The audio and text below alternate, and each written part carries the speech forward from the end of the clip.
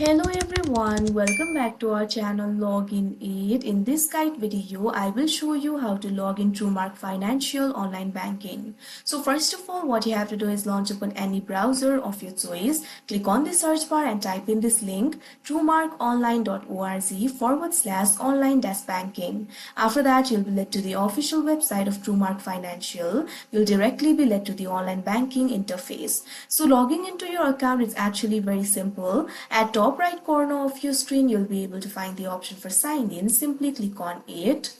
Now you can see over here, you'll be redirected to this kind of interface. From here, you'll be able to log into your online banking account. If you do not have the account yet, you'll be able to find the option for enroll now.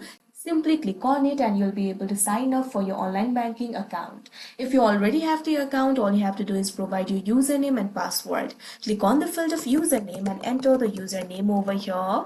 Likewise, click on the field of password and enter the password. If you have forgotten any of your login credentials, you can click on this option forget login and you'll be able to recover it.